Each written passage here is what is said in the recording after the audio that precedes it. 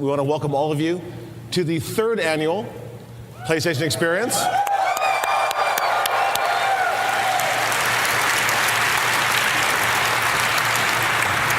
I'm thinking we should just do this every year, right? One interesting fact about today, the 3rd of December, this is the PlayStation birthday. Ladies and gentlemen. Ladies and gentlemen. Podcasting since 2005. You're listening to Gamertag Radio. With your host, podcaster Hall of Famer Danny Pena, the always opinionated Parris Lilly, and from outside of the norm, Peter Toledo. This is Gamertag Radio. Here we go. Welcome to Gamertag Radio, episode 619. This is Parris, and I'm here with Pete. What up? Danny's out. He's at the Magic Kingdom chasing around Pluto and Goofy or whatever it is he's doing. So he'll be back on our next episode. But just Pete and I this week, and we're going to recap PlayStation Experience and the Game Awards. So, Pete, how are you doing? I'm doing all right. It's been an interesting couple of days for video games, and I've got some personal things I wanted to talk about the Game Awards. So let's kick this off. Right. Let's go ahead and jump into it. So, Danny, why don't you let everyone know where they can send us feedback? Send us your feedback or questions. Give us a call at 786-273-7GTR. Email us at fanmail@gamertagradio.com or leave a message on speakpipe.com/gamertagradio.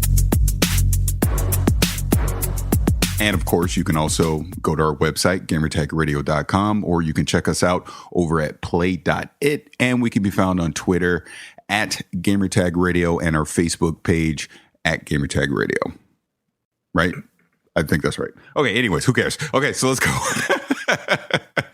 So the Game Awards. Let's kick this off. So it was this last Thursday. I watched it via YouTube. I don't know how you watched it, Pete, and it was pretty interesting. So first and foremost, before you get into your personal thoughts, I thought it was great that Jeff Keighley kicked off the show with the tribute honoring Hideo Kojima. We often talk about great games on our stage, but for a minute, I want to talk about a great man behind those games. Last year, Hideo Kojima's world was turned upside down when he left Konami after the completion of Metal Gear Solid 5. We all have tough times to go through, but the true test of one's character comes in how we react to those moments we don't control, when judgments are made or when decisions are rendered upon us by others that we sometimes can't comprehend. I think what happened to Hideo Kojima last year was a tragedy, but he never complained. He just sat in an isolated room for months, looked inside himself, and focused on his art. He hoped that his love of entertaining us would carry him through the darkest days of his career, and we thank him for all that he went through.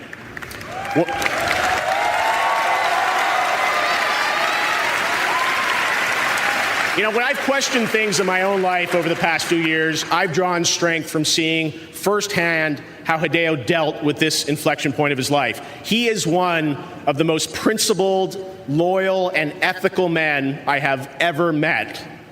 And I'm just so honored to call you a friend above everything else, Hideo. Yeah. Now, this trophy right here, I got to tell you about this, because for most of the past year, I've tried very unsuccessfully to give Hideo the award he rightfully won last year for Metal Gear Solid 5. Keep talking to him and his producer Ken, and it's like I can't get this to him. I first offered to ship it to him, but I couldn't get the address of his new studio. Then I said I'd drive this myself out to Las Vegas to personally hand to him when I saw him in February, and he politely declined that. And I soon found out why. He is such a principled person that eventually the word came back to me that Hideo just said, Jeff, I can't have that blood on my hands. He had to move on. And today, Hideo is rebuilding his life in his studio with our support.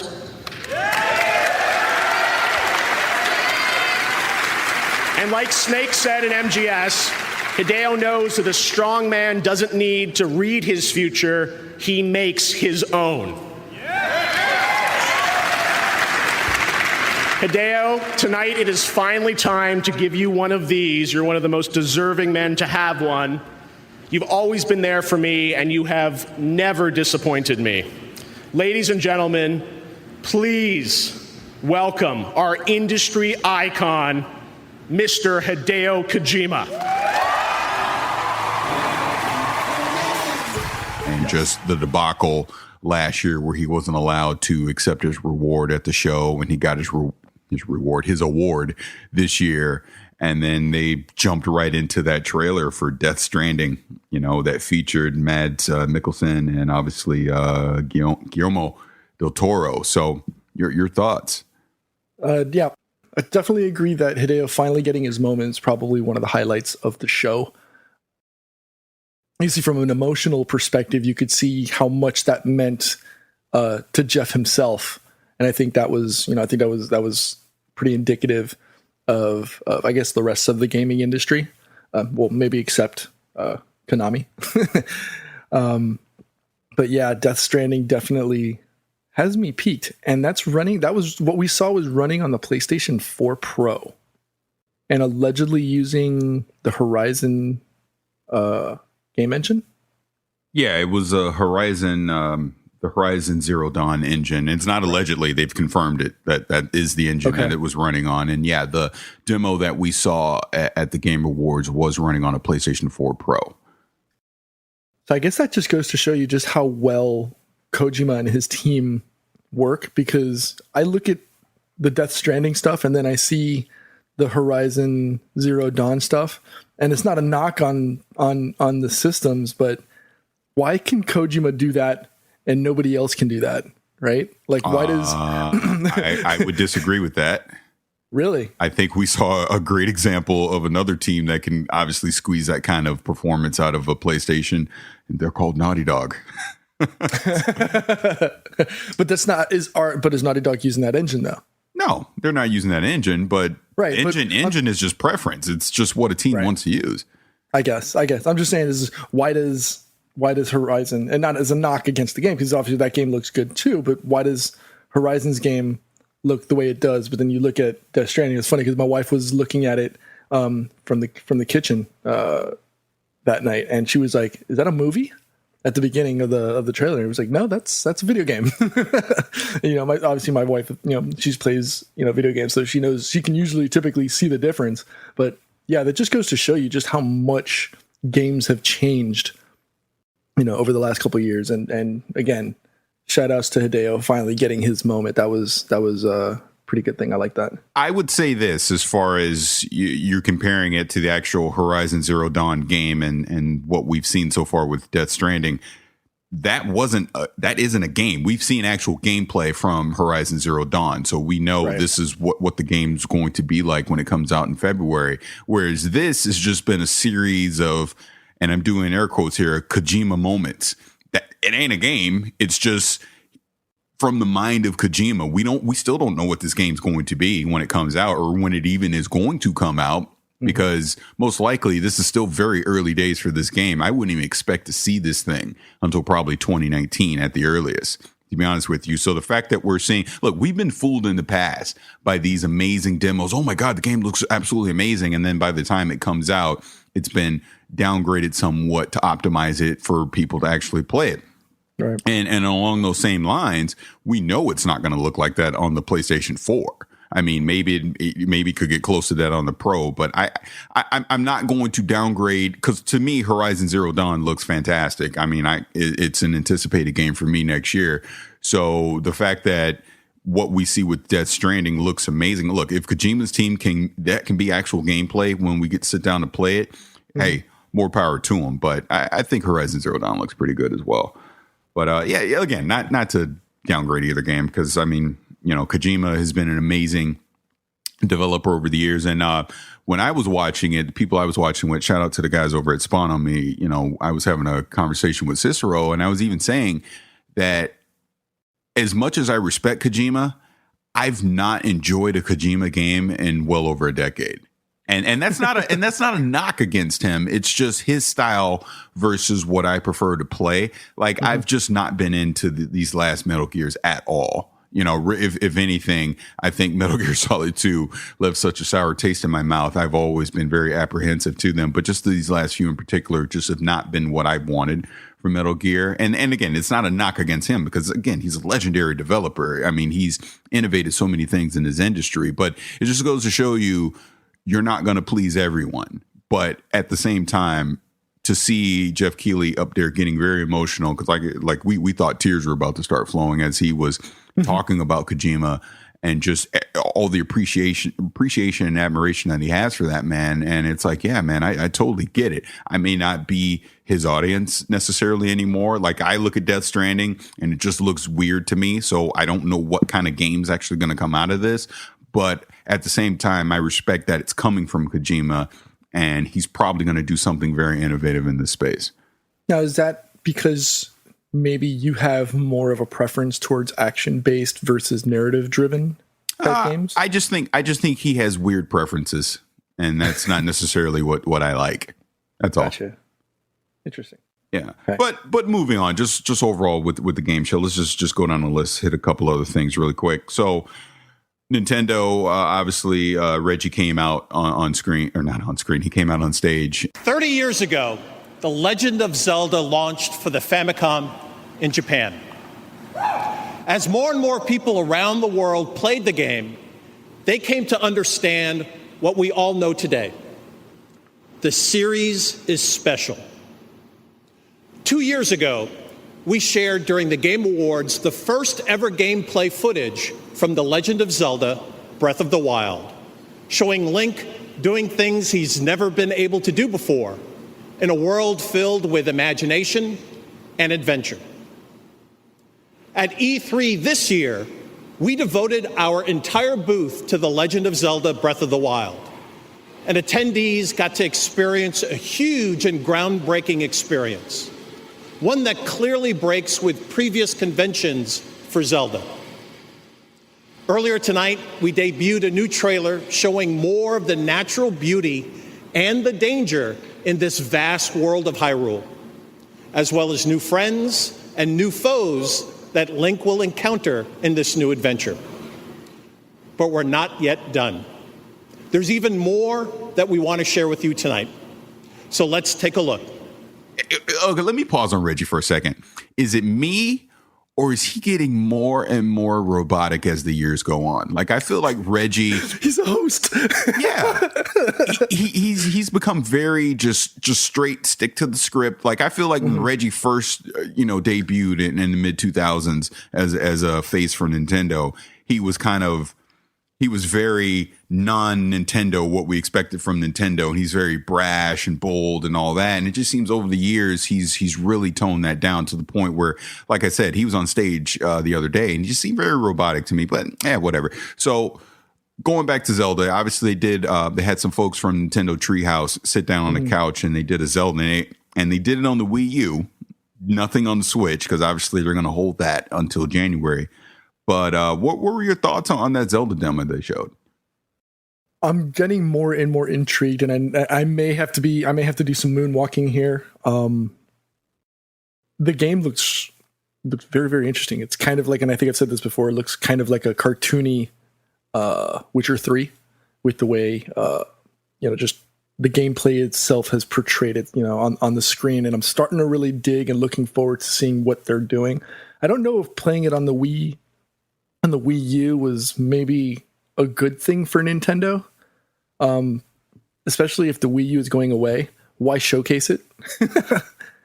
But I totally get them saying, okay, we're just going to step away from the Switch and maybe not, and just show you what the game is all about, as opposed to who cares the tech pushing it. Let's just show you more gameplay, and I like it. I'm. And maybe that's me just maturing as a gamer, where I'm actually starting to get appreciative of other game types that are non-shooter based. And I kind of dig it. I like it. And maybe it's just because it's more refreshing to me that it's not, I'm not running around with a gun, doing, close quarter combat and things like that. It's giving me more appreciation of other game types. No, agreed. And like you said, it does look like more of a kind of a cell shadery Witcher 3, which is a good thing. This is definitely going to be a game along those lines of a Witcher or Skyrim. So I'm in that open world feel. And I love in the demo that they teased something really cool off in the background, like it looks like it's going to be some type of dungeon or whatever, but it still had that Zelda feel to it. The control scheme didn't look overly complicated over the things that they're doing. The enemy types look pretty interesting as well. And yeah, I'm very interested in it. Obviously, it's something, it's been rumored now it's not going to launch with the Switch. It's probably going to come summer 2017. And I found it interesting that they did just say it was coming out in 2017. They wouldn't say spring or anything along those lines. Right, they didn't give a quarter. Exactly. So it's anticipated. At this point, if Nintendo needs more time, development time, and it gets pushed into summer or even to the fall of 2017, do what you got to do. I just want it to be a great Zelda game that I can highly anticipate and want to play again. And like I said, they're showing it on the Wii, and most likely by the time it does come out, I'm pretty sure I'll have a Switch, so I'll probably wind up picking up on the Switch. But I keep having this feeling in the back of my head that I should get it on the Wii U for some reason. But we'll have to wait till January to see what all the specs of the Switch are going to be and just power-wise comparable, with that Tegra chip. Because I do wonder, is it going to be a better experience on the Wii U than it would be on the Switch? But again, we'll have to wait until January to see. Is that because the Wii U is already established hardware? Yeah. You know what it can do, as opposed to the Switch is the unknown? Exactly. So we'll just, again, we have to wait till January to just see what Nintendo was promising performance-wise from the Switch compared to what the Wii U was going to be. Because you still got to remember, the Wii U with that tablet, there's probably going to be a lot of cool different things that you can do on the tablet that'll translate to the screen. I mean, I'm not looking at Zelda as something that I necessarily need to play on the go. So that portion of the Switch isn't an appeal to me. So even if I just played it on the tablet, I can play the tablet all around my house versus obviously playing it on a television. So, I mean, again, we'll see. We'll see when they officially put a launch date on it and we know it's coming. That's one of the things that kind of, I don't want to say irk me, but it kind of leaves you up in the air, because if there's gameplay that might be not to say that it's required, but if you get better immersion as a result of using the Switch control versus using the Wii U, do you think that may sway your decision? Or do you think that it's not going to be a hardware related thing where you're not going to get more immersion or a bigger, better experience by using the Switch tech versus using it on the older Wii U and the tablet? I mean, I honestly don't know. I mean, we know that the Switch, you'll be able to have that Pro controller, which is something I was planning to pick up regardless. So I think the control scheme isn't going to necessarily be the issue. I'm just curious to see if the Wii U performance-wise has any advantage over the Switch. That's all. Maybe I'm assuming it probably doesn't. The Switch is probably going to be the definitive version, to pick up. But, I just got to wait and see. I mean, right. Nintendo is obviously keeping everything with the Switch very close to the vest. So we'd have to wait until January before we get any real answers on that.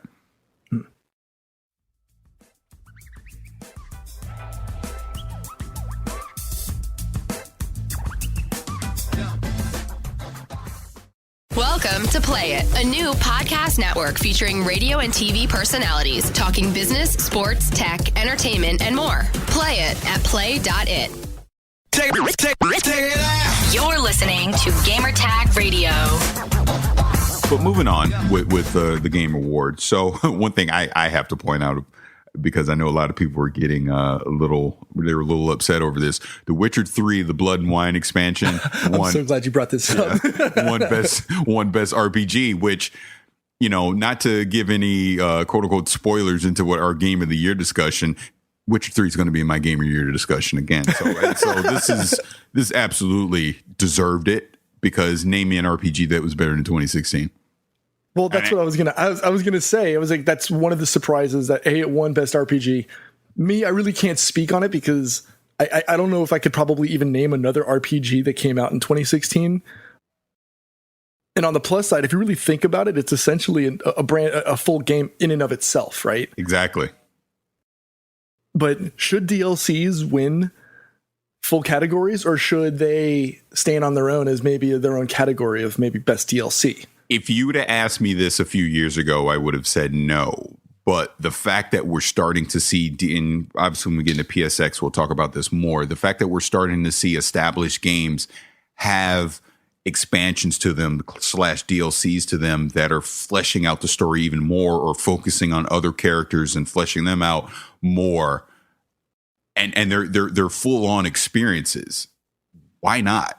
You know, why can't a DLC, if it comes out in a calendar year, and you're getting this full immersive experience, why can't it not? If it's that good, why are we saying, no, that can't count, even though it was really great because the core game came out the year before? Doesn't make sense to me. Why not? Right. And I definitely see the tie-in, and it's something I wanted to talk to you about for that later on in the show. But to go back to your original point on this, why is it that something like maybe Rogue One or the Han Solo movie won't stand on its own because it's tied to the original series? But why wouldn't it? I don't know, because I remember a couple discussions ago, I don't know if we talked about it on the show, if it was just you and I. No, this was actually you and I were talking about this in Paris with a couple of other people about how the whole Star Wars discussion of... Never mind. Right, no, now that you brought it up, what I was saying on that was, because I remember the conversation now when we were in Paris, is I don't think the Han Solo movie is needed. that was my whole point. It wasn't that it can't stand on its own. Like we look at Rogue One, obviously about to come out, and we know that Han Solo movie's coming out, and allegedly a Boba Fett movie's coming out. Of those three, I think the Boba Fett movie would make the most sense as its own standalone thing, because you're telling a story that's never been told at all in the quote unquote Star Wars universe. The story of Boba Fett and how he came to be who he is. We really don't know that. I mean, Rogue One, look, we know many Bothans died to get us this information. That's the story that's being told, but we know it's tied into this canon that there's not a lot of flexibility on where we know how it's going to end, right? So it's same with Han Solo. We know no matter what they show with young Han Solo, we know ultimately where he ends. Whereas Boba Fett, there's a big fat question mark over his head, because in the extended universe, he gets out of that pit, right? So what happens next? We have no idea. So they could tell that story if they wanted to. Well, that's the thing. They have history on that, because they showed how he was created. Whereas with Han Solo, you just know that, he was flying the Falcon. Yeah. But you don't really know all that history of him, what transcended for him to become, this scoundrel, right? His growing up and being best friends with young Lando Calrissian, who's going to be Donald Glover. And we've just gone, we made a left turn and went off road here with the show. So let's just get back into the... Yeah, it's fine. Look, this is a video game podcast, but hey, sometimes we're going to tangent on things. It's fine. So going back to the Game Awards, because I'm curious what you think on this, because I've not played the game, so I can't really comment on it too much. But the fact that Overwatch won Game of the Year, how do you feel about that? I'm totally okay with that. I am 100% okay with that, because as kind of a sneak preview, like you said, with Blood and Wine and The Witcher 3 DLC for Game of the Year contention, it's most definitely on my list. It's probably top 3 Game of the Year for me. Oh, that's good. And, I keep hearing everyone give so much praise to this game. I definitely need to jump in and start playing it. I just need to figure out which platform I'm going to play it on. I would honestly say play on PC, especially if you're playing a shooter online, go PC. Because this isn't a game that you're looking at from a graphical perspective where it looks and just blows your mind in the vein of, any of these other games like Titanfall 2, etc. It's got that cartoony feel, but the gameplay is so butter smooth. It's so good. It's so much fun. Hell, I play it on PC and on PlayStation 4. That's how good it is. Nice.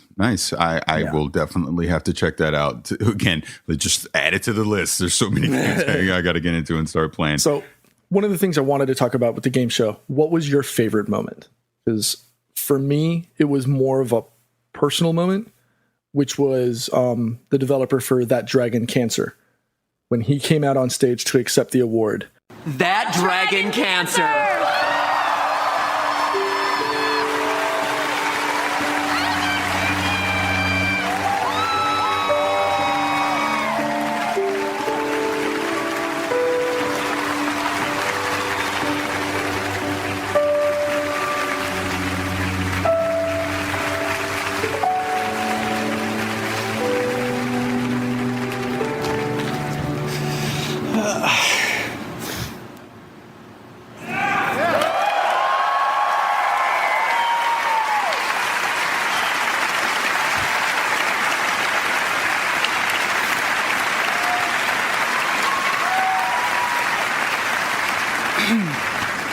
That dragon cancer exists because my wife Amy, my children, Caleb, Isaac, Elijah, and Zoe, my business partner Josh, our team, John, Brock, Ryan, Mike, and Chris, our friends who are at Ouya, Kelly, Julie, Bob, and Jared, our over 3,000 Kickstarter backers, Indie Fund, and this entire industry believed it should exist.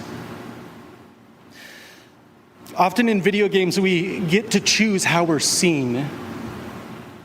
Our avatars and our tweets and the work that we do are all meant to portray the story that we want to tell the world about why our lives matter.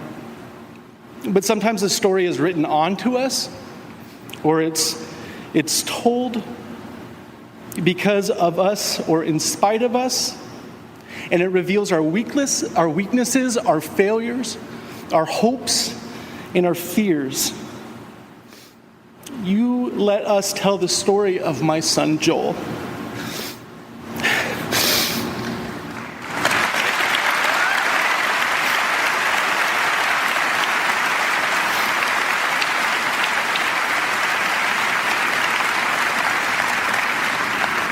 And in the end, it was not the story that we wanted to tell.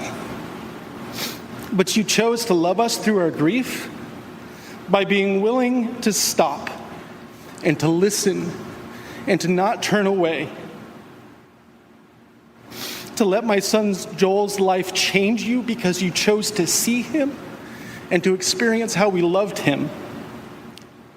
And I have hope that when we are all willing to see each other, not for just who we want to be, but who we are and who we're meant to be, this act of love and this act of grace can change the world. Thank you. I can't imagine there being many dry eyes. I'm actually getting goosebumps and starting to get a little verklempt here. Having people close to me that have been affected by cancer, obviously, Trixie, my mom, my grandfather, Karina, our good friend who we dedicated last week's show to. It cuts deep and it cuts close. And to have something like that be brought up, I think, was huge. And I think that's for me, it was a great personal moment to hear, that for him to dedicate the award to his son and things like that. I don't know. Was there a favorite moment for you? Well, my favorite moment would have to be Mass Effect Andromeda, which I wanted to get into next. So perfect. I guess Perfect we'll transition right into it. I mean, it was a moment for me because, I've just been anticipating this game for so long to finally see some gameplay from it and to kind of see the direction that BioWare is going to go with this new Andromeda universe has me excited. Look, and they've already admitted it. They still need to work on some of the facial expressions in the animations because they looked very robotic and very 2007-ish in their look. So those are going to need to be updated. But I think overall, to see a lot of the old alien races come back and to see them interacting in this world and just, obviously the direction that they're going with the combat, I'm excited for it. It's definitely on my most anticipated list coming out this spring or spring 2017. I mean, so yeah, it was great. What did you think of it? Do you think it's going to hit that March 2017 release date? I hope. The fact that they keep saying spring kind of locks them into, I think spring ends in April, if I'm not mistaken, right? Because I think so everything that I've looked up and I'm looking at right now, it's showing, everybody's saying March 2017. Obviously, it's the internet, so it doesn't, unless EA themselves or BioWare comes out and gives the definitive date. But if they're still working on facial expressions and things of that nature, I'm kind of being standoffish by saying I'm going to wait. I want them to polish it and give me a full, complete game and not have to wait for, and hope it doesn't get, a bad moment for its launch. I want it to come out right. And obviously I'm late to the Mass Effect hype train. But I did pick up 1, 2, and 3 on PC, and then obviously I played 3 on launch. But I don't know. I'm kind of having a feeling that it's going to get delayed. I hope not. The fact that they're at this late date in December, they were still saying on stage spring 2017 gives me hope. EA in their last financial call said spring 2017. If they were going to delay it at this point, it would be very disappointing because they could come out now and say, look, it's coming in 2017 and not lock an actual, range into place. Kind of similar to what Nintendo has done with Zelda. So I'm not going to say I'm confident that it's coming in spring 2017, but I'll give it 60-40 that it is, which means probably by the end of April, we should be seeing this game, which is fantastic. I'm really looking forward to it. Again, I'm conflicted on what platform I should pick it on. I'm leaning PC. But a part of what will come into play on that for me is going to be the multiplayer and what they do. Because like Mass Effect 3 multiplayer isn't something I really got into. It was fun, but it wasn't something I was super dedicated to. If it's the same, if I feel the same when the information comes out about this one, where it's not something I'm going to truly invest into, then I'll just get it ultimately on PC. That way I know I'm going to have the best visual fidelity and all that kind of stuff. But if I feel like I'm going to wind up playing multiplayer, I got a feeling I'll get it on a PlayStation 4 Pro. All right. And we know you'll get it on Emerald. I honestly don't know yet. Because I am not a big Mass Effect multiplayer person, I will probably either get it on PlayStation 4 or PC. More likely leaning towards PC just to get the campaign in a phenomenal looking setting where I'm not going to get that on PlayStation 4 or Xbox One. Right. So any last thing? Yeah. Any last things from you on the Game Awards before we move on? Yeah. So first, I just wanted the Schick Hydrabot stuff. That was very cringeworthy for me. I get it. It's part of the marketing and advertising that's needed by Jeff for funding the entire show, which in comparison to every other Game Awards, it looked phenomenal. Kudos to Jeff for pulling all of this together. But the one thing I wanted to talk about was, I know there was a discussion on social media about what's the true ceremony for the industry. Is it the Game Awards or is it DICE with their, from the Academy of Interactive Arts and Sciences? And I just wanted to hear your perspective or your thoughts on this. Is DICE kind of like the Hall of Fame for the year versus the Game Awards as the All-Star show? Well, here's the thing. Look at like the Oscars, right? That's the big glitz show. That's the one that the common person knows about, right? Mm-hmm. So when I look at the Game Awards and I compare it to DICE, it's similar in that way. Whereas I feel like the Game Awards is the show that everyone knows about. And to kind of circle back to what you were saying at the beginning, Jeff Keighley's done an amazing job with this award show, from what it used to be on Spike, where it became more about the celebrities that were on stage versus the actual people that were making the games, to the horror show that we got with him and Joel McHale, where it was just very sterile and obviously very awkward, with Joel McHale not respecting, the gaming industry as he was making all his jokes, to, it turned into Vegas and what we had last year. Now here we are in that third year of this iteration. And, he was even on here with Danny and I, and we talked about this, and he was very sincere about wanting our feedback and wanting to know what he could do to make this show better. And we were very honest about, and this was after the Vegas show, and we're very honest about what we liked and what we didn't like. And I felt like he took that information to heart. And obviously I'm sure he's gotten plenty of other feedback along the way as well. What you talked about with the whole shaver razor thing, that's unfortunately that's a necessary evil right now. Right. You got to have that. So yeah, was it kind of cringeworthy? The stuff with Bozeman and the comedy, kind of cringeworthy a little bit. But right now that's a necessary evil because someone has to pay for this stuff, right? Mm-hmm. It's still in its early days. I envision the Game Awards show 5 years from now being more of the Kojima moments versus what we see with the Bic shaver. I don't even know the company that was. That's just how much I didn't care about it. Yeah, it was Schick. Right. Okay. So, But to go back to your question about that and DICE, I feel like DICE right now is the more, and along with, is it BAFTA, the one in the UK? Yeah. BAFTA. They're the more quote unquote prestigious shows right now, just as far as in our industry. But Keighley is slowly starting to make the game show the definitive show for everyone in the industry. Whereas, yeah, you want to be at that show and you want that award because that one means more than the other two. But right now, I would still say that DICE is the more prestigious in the industry award, but the Everyone Award is the game show. And I feel like this was the year that Keighley truly made it respectable, where there wasn't the cringe didn't outweigh the good, if that makes sense. So I was very happy. It's like the Oscars and the People's Choice. Yeah, right. Yeah, great example. They're a great example. Absolutely, okay. Absolutely. Right. So any winner that you may have disagreed with. To be honest with you, no. I looked at everything that they showed. Like, I think it's so easy to give. Oh my God, I wanted to call him Nathan Fillion, but Uncharted. Uncharted. God, why am I blanking on his name? You know what I'm talking about. Nolan. Nolan North. I feel it's so easy to give him that award, and obviously his performance in Uncharted 4 was fantastic. So it's not like he doesn't deserve it.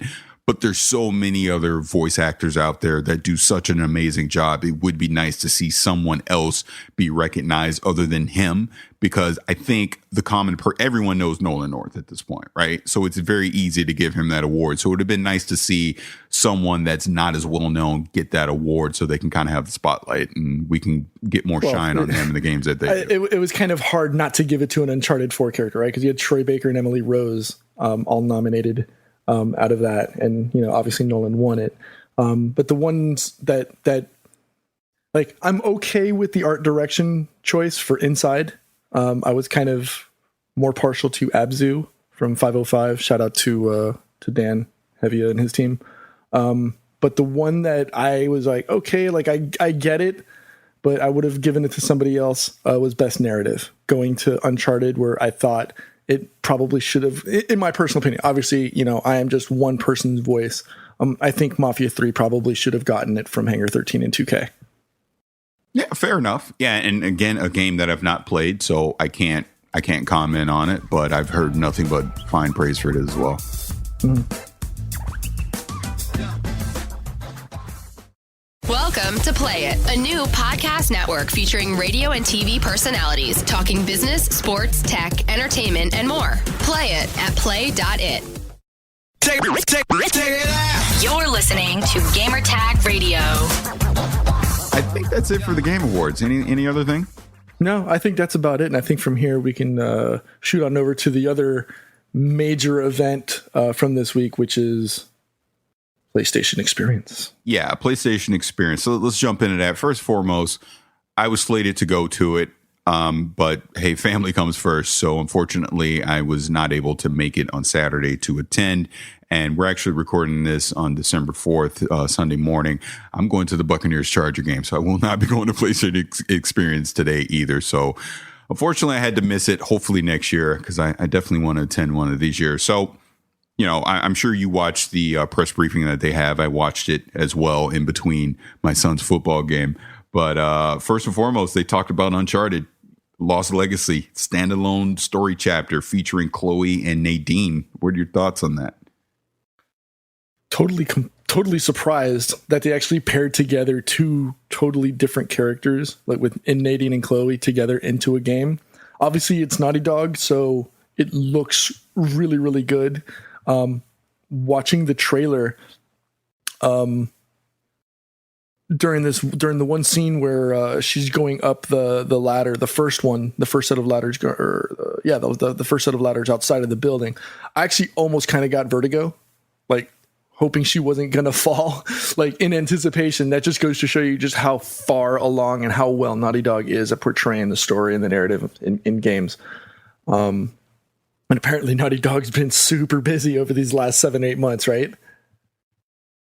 Oh no, absolutely. Yeah, we'll get into what else they've been doing towards the end. But Yeah, seeing that, because I like I said, I was watching it on my mobile device and I didn't get into it right away. So I'm like, what the hell is this game? What is this? What is this? And then at the end, I was like, oh, wait, this is Uncharted. This is great. And I love that Naughty Dog is able to do this. I love that. And I like the phrasing that this is a standalone story chapter. So, because we know, obviously, we played an Uncharted series, everything's broken up into chapters.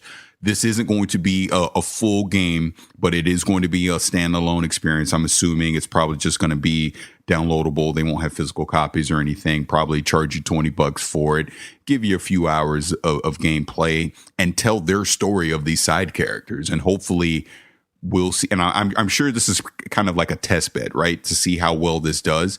And if it does well, we'll probably start seeing more of these coming from that Uncharted universe. Whereas instead of just giving us a full game at this point, they have this fantastic engine that they use for Uncharted 4, and they can basically pump out these side stories and flesh out the other characters. And then eventually when they do an Uncharted 5, whoever winds up starring in it will be familiar with that character at that point, and we can be invested in that side character now carrying the franchise forward. Yeah, it should be interesting seeing, if they do something, maybe grabbing Sam's storyline, maybe Thomas or not Thomas, but who is Cassie? I'm sorry, his daughter Cassie. Seeing if they maybe translate that into. Let's not do spoilers. Story. Let's no spoilers. That's why I'm being vague. That's right. It's almost the end of the year, and you still haven't finished Uncharted. Yeah, and I said that 2 weeks ago. I told you I would finish playing it. So no spoilers. That's why I'm being vague on that. No spoilers. So like the whole point of this is I like this approach that Sony and Naughty Dog is doing with DLC, because, and again, this kind of goes back to the whole Witcher 3 Blood and Wine thing. Just because the core game comes out in 1 year doesn't mean that the story has to end there, right. And you don't have to do a full complete game 3-4 years down the road to continue telling that story if there's some things still to be said. And like I said, there's so many characters now in this Uncharted universe that we don't know their entire stories, that now those stories can start to be told. So yeah, I'm digging it. Yep. And then, sticking with the Naughty Dog storyline, The Last of Us 2. Oh, I didn't want to do that yet, but let's go ahead and do it. Okay, well then, if you want, we'll just chop that out and just keep on moving. Let's talk about it. So they obviously closed the show with Last of Us 2.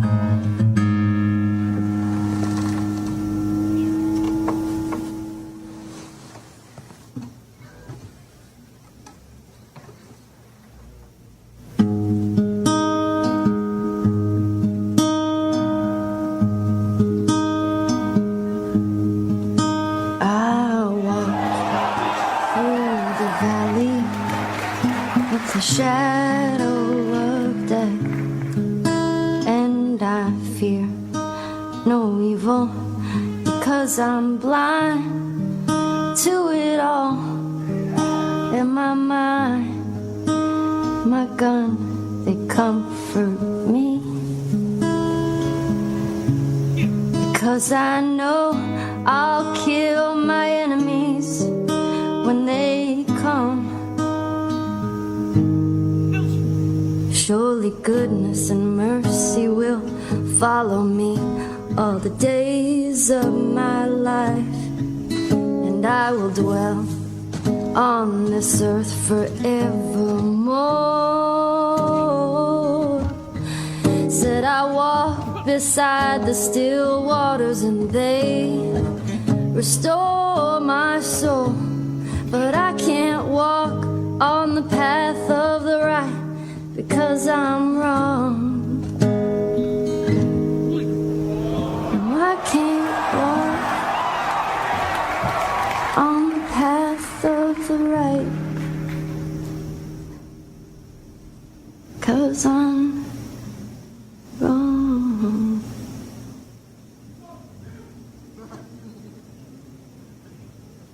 What are you doing, kiddo? You really gonna go through with this?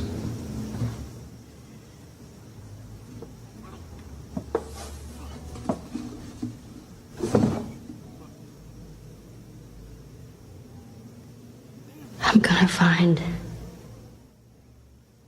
and I'm gonna kill every last one of them.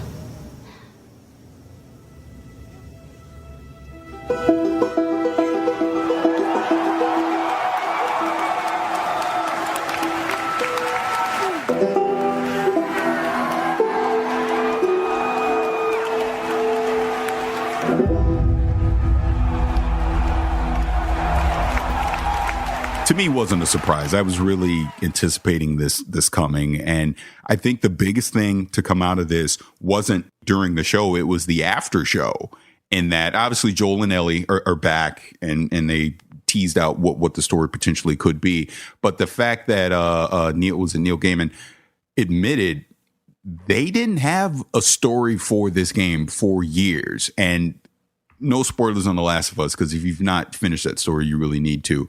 But they didn't need to make a sequel. If you played The Last of Us, the way it ended was perfect. It's kind of, to me, it's just Toy Story 3 of video games, whereas why the hell are you making a sequel? I don't know how you're going to top this kind of thing. And they bounced around stories for years to where now they finally feel like they have a story that they can tell. And what we got to see is very early days. This game's only been in development for a few months at this point. So I think the biggest thing people need to take out of this is, yeah, it's great. We know we're going to get a Last of Us 2. Don't expect this till 2019 or 2020. Yeah, I was going to say that. I think we need a clarification. It's Neil Druckmann, not Druckmann. See, thank you. I'm terrible this morning on names. Yeah, Neil Druckmann. It's still early for you, so you get a pass. Yeah, you get a pass on that. But yeah, I agree. 2019 at the minimum. For a full scale game such as The Last of Us 2, and I'm very interested to see how this is going to play out. I mean, obviously, I think Last of Us originally won Game of the Year from multiple establishments. I think ours included. I think it was mine as well. So yeah, as soon as I saw that logo on the stop sign, I was like, "Oh, here he comes!" So yeah, that was very, very interested. Anything else really pop out from an overall perspective of PlayStation experience? What was let's take the Naughty Dog twins out of the scenario. What was the one that shocked you the most? Nothing shocked me, so to speak, but let's just go down what came out of the show. Okay. Marvel vs. Capcom Infinite. What did you think of that? I want to know who that final boss is. I love seeing Miss Marvel, obviously, being a big, comic book fan nerd. Obviously Iron Man, he's the big happy one that everybody likes to see. I like seeing the Mega Man with Ryu. That was pretty cool. But I want to know who that last guy was. I mean, at first when I saw the first set of eyes, I was like, all right, so maybe they're using Ultron. Then the second pair of eyes appeared on the chest, and I was like, okay, I have no idea who that is. I want to know more. Definitely got me interested. Yeah, and I'm not a super big fighting fan. Again, I'm nowhere near the level of these guys we see going to tournaments or anything like that. But yeah, it looked fun. It looked like something I definitely would want to check out and play. And I like that Marvel vs. Capcom 3. Is it this month or is it early next month? I forget the exact time frame, but that's coming to PlayStation 4 as well, so people will get to play that too. Again, not that it was shocking to me, but I like that the Resident Evil 7, they're sticking to that January date. They're not going to push it back. And that final demo is coming out on PlayStation Network as well.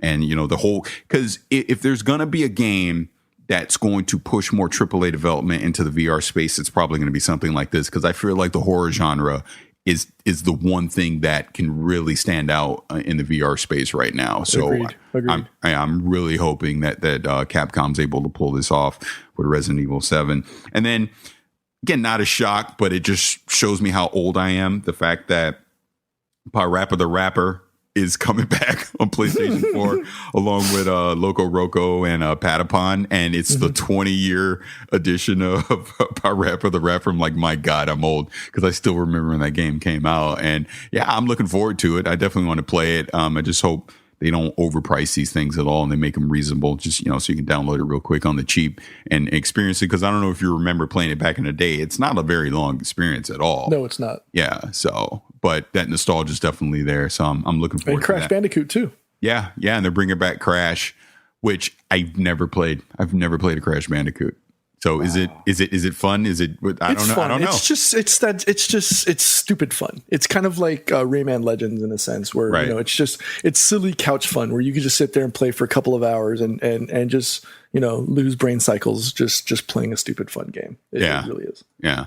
But I mean, overall, they showed a lot of like, hey, they actually talked about the Vita. I mean, there's games coming to the Vita, and they showed a lot of sizzle reels with other indie games coming, but they didn't put any dates on them or names on them, so I don't know what they are. You know what I mean? So I can't go back and research exactly what they are. I do like from Devolver Digital. I don't remember seeing this at E3 at all. Yes, I know who you're going to go with. I know who you're going with. Say it. Absolver. Yeah. Absolver is so much fun. Yeah, Stupid fun. Yeah, that looks like great fun. So I'm looking forward to that as well. But I mean, overall with PlayStation Experience, just what I saw of the press briefing, and you know, I did go back and watch it once I got home, and I watched some of the developer talk. That's where I saw the whole Naughty Dog thing. They had some of the voice actors up there for Uncharted up there talking about that, and then they talked about The Last of Us 2 as well. You know, I've been saying it for the longest. I like PlayStation Experience because it's a Sony focused event. They're talking about all the Sony stuff, and they own the message, and nothing's lost in the noise of 20 million other announcements that we get at E3 this year. And I still think this is the future. I think eventually Microsoft is going to do it. I think we're going to see, obviously Nintendo does their Nintendo Direct stuff. EA is already kind of playing around with it with EA Play, and you know, eventually Ubisoft will probably do their own thing. I just think this is the way to go versus E3, and I know people think I'm crazy when I say that, but I like these specific platform events because I want all the information for that platform, and then I can make the choice later on what I like and I don't like versus E3. There's just so much information thrown at you at once that that a lot of it gets lost. It just does, you know, and you don't find out about things until months later because there's just so many games and so much information coming out from that event. I get you. Do you think Knack 2 really deserves? It sold well. It actually sold well. So I'm not, and again, Mark Cerny is the one that's making it. Of course, he's going to get, if he wants to make Knack 2, they're not going to tell him no. And like I said, it actually sold well. So not surprised. Was good to see that they, you know, look, The Last Guardian is real. It's coming. So it was good to see them talking about that more. And is it next week? Next week it comes out, right? Do you have any, are you looking forward to that at all? Is that like a draw for you? Not day one. I mean, it'll be something I'll eventually play, but it's not something I need to play day one. But hey, I know a lot of people are anticipating it, so I'll be very curious to get feedback on that when it does come out. Okay. All right. I'm surprised you haven't mentioned MLB The Show 17. You know, I've pretty much given up on sports games. I play and it was just a conscious decision of a few years ago. I don't get into sports games like I used to. I play NBA 2K with my son, but I play with my son. I don't play online. I don't play against anyone else. I just play against him. You know, I don't know. I've just kind of lost my love for the sports games. Like I've not touched a Madden game, God, in probably 5 years. And I've not touched an MLB game in probably 3. And like I said, I've only gotten into NBA because of my son here in the last year or so. So I don't know. It looks good. It looks great. I mean, but I just don't have that pull to it. Now, I thought you were going to say this other game that I didn't mention, and I purposely was going to mention it because I think I talk about it too much, is Destiny. Obviously, they're coming out with the dawning. SRL's coming back. New weapons. SRL is going to be around permanently now in private matches after your event is over, and it starts from December 13th until January 3rd. They're remaking some strikes, things like that. But I'm at that time of year with Destiny where Destiny's kind of going on the shelf for a little bit, and we talked about this already. But I mean, it's not my primary focus for gaming right now. I'll be back in the new year, but SRL is not something that's going to get me to jump out of my chair to go want to go play. You know. Right. So for me, the ones that I like the ears perked up, kind of like when you whistle and the dog, like the head lifts up and turns to the side. Yakuza 6 finally coming to the United States. Yep. Dreadnought coming finally next year to people. That game's always been something that I've seen as from a trailer perspective, like, wow, this is crazy. Neo. I played an early build of this at E3 and I wasn't super impressed. But this game looks amazingly polished right now. And it's what's that other game that we saw that you and I played at E3 for Devolver Digital? I think it was a Polish or well, I mean, we played Shadow Warrior. That's the one. It's kind of in that vein where it's, you're not just limited to a sword or a spear. Eventually you're launching rockets and shotguns and swords and spears, and it's kind of one of those crazy type games. That one really got me interested, considering the way it's advanced from what we play. What I played at E3. The makers of Resogun coming out with Nex Machina. Watching the trailer kind of reminded me of your favorite anime. Shout out to Vicious and Spike. Oh yeah. Yeah. So seeing that, I was like, wow, that really reminds me of that. So that's kind of interesting. And then the other one that I saw that really, I don't know if maybe it was the music or whatever, but Vayne. That trailer got me interested. Like, I want to know more about Vayne. So yeah, it definitely looked good. So was there anything else for you that caught your eye? No, I mean, that was about it, really. With this being, like Sony's end of the year show. And I like that they didn't repeat things from E3. I think that was the biggest thing I took from this. We already know about Detroit. We already know about Days Gone. We already know about Horizon.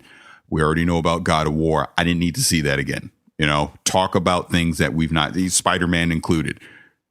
Talk about new things. Focus on the smaller titles. Focus more on your VR stuff. Because, again, I still don't see what's getting me excited about VR. I've yet to see it really. And again, they had a sizzle reel for some VR stuff that's coming. But I'm still not seeing, and I'm doing the air quotes again, that game for VR. And like I said earlier, I hope Resident Evil maybe will become that game when it comes out in January. But we'll see. But overall, looked like a solid show. It's definitely something that I want to see coming back every year. I think it has its place now in the industry, and it looked good to me. Agreed. So anything else? No, I think that's it. Danny's probably going crazy. He's listening to this. He got to edit it all. But overall, I think that's it. Again, I think the Game Awards has become a must-watch event every December now. Like, I feel it truly has its purpose. PlayStation Experience has its purpose now. The one thing with the Game Awards I didn't talk about, I like all the various places that you could watch it. Again, just shout out to Jeff Keighley and his team for getting it on basically every platform possible. It was even in VR. And like when I watched it on YouTube, I watched it in 4K. And I only a few times that I have a hiccup with streaming. The one thing I did notice, again, watching it with Spawn on Me guys, I was way behind them watching it in 4K. So it definitely, the buffer of the live stream had me. I was like probably a good minute behind them. They were seeing stuff way before I was. I'm like, wait, what are you talking about? And then a minute later, oh, okay, now I know. You know what I mean? But it looked great. Like I said, no issues with it at all. You could tell the production values that he's doing now, top notch. And it was good. Oh, and another thing with PlayStation Experience, I like that they had the crowd mic'd up too. So you're just hearing the passion coming from the crowd when they were making these announcements as well. So overall, great weekend for the gaming industry for sure. Agreed. Any final thoughts? No, I think that's it for me. Anything for you? Any final thoughts? again, going back to the cancer thing, Jimmy Superfly Snuka diagnosed with terminal cancer. He's got about 6 months to live. I know he's been, from a mental perspective, he's been undergoing some craziness in his life. But that's one of those wrestling moments. I know I'm not the wrestling person. I know you and Danny and Dave and a bunch of other people like to talk wrestling, but that's like one of those quote unquote folk heroes for me from growing up as a kid with wrestling, and to hear that him too being diagnosed and him being terminal, it's just another pisses me off about cancer. Yeah, agreed. 100% agree. Yeah, it's just such a terrible disease. But any last things from you before we get out of here? No. Go Broncos. Good luck with you and your son at the Bucs game today. I know. I'm super stoked for this. 8th row, 50-yard line right behind the bench. Oof. So yeah, it's going to be great. But yeah, let's go ahead and get out of here. Danny, one more time, let everybody know where they can find us and leave us feedback. Send us your feedback or questions. Give us a call at 786-273-7GTR. Email us at fanmail@gamertagradio.com or leave a message on speakpipe.com/gamertagradio. All right, Pete. Thanks once again. Danny will be on the next episode. And just to let you guys know, next episode, we're going to be able to start talking about what we did in Paris, France. And I think you guys are really going to enjoy it. So Danny will be back. We'll be talking about our adventures in Europe on the next episode. But until then, this has been episode 619, Gamertag Radio. I'm Parris. That's Pete. We'll see you next episode. Later. Thanks for listening to Gamertag Radio. Be sure to like us on Facebook and follow us on Twitter.